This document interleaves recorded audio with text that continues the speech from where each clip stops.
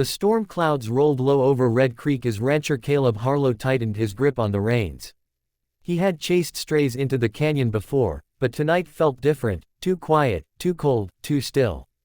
Then he saw her. A girl, no older than 19, standing barefoot on a narrow ledge above the gorge. Her dress was torn, her eyes swollen from crying. She held a rusty revolver in both hands, pointed at her own chest. "Don't make me do this," she whispered when she noticed him. Caleb froze. His pulse thundered in his ears. "Easy now," he said softly. "No one's making you do anything."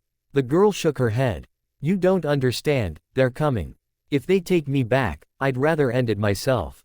Lightning cracked across the sky, lighting her face long enough for Caleb to see bruises blooming along her jaw. "Who's coming?" he asked. Before she could answer, horses thundered in the distance. Angry voices. Torches. The Braden brothers, 3 men known for their cruelty and power in the county, rode toward them fast. The girl stepped back toward the drop. "Please," she said, "let me go." But Caleb wasn't that kind of man.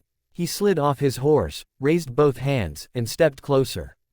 "I'm not letting you die out here," he said. "Not tonight." Just as the brothers reached the canyon rim, Caleb lunged forward, grabbed the girl around the waist, and pulled her off the ledge.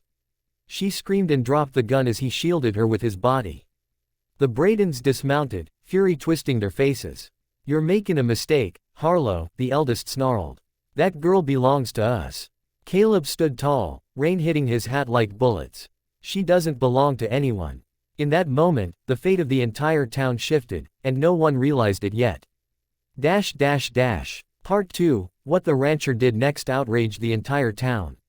Caleb brought the girl, Lydia Braden, their neglected cousin, into town the next morning. Her face was pale, her voice trembling, but she told everything. The beatings, the forced labor, the night she overheard them planning to sell her off, to settle a gambling debt. Caleb demanded the sheriff arrest the brothers. But Red Creek had a rule. The Bradens controlled everything, the land, the banks, the law. So when Sheriff Dalton stepped onto the porch and heard Caleb's accusation, he spit tobacco into the dirt and said, "You got no proof. And talking a man's kin without permission is kidnapping." The crowd murmured. Lydia stepped behind Caleb, shaking. Caleb's fists clenched. "You want proof," he said. "I'll give you proof." What he did next shocked everyone. He reached for Lydia's sleeve and gently rolled it up. Gasps spread through the crowd. Her arms were covered in bruises. Circular burns. Fresh cuts. "This is what you ignored," Caleb shouted to the town.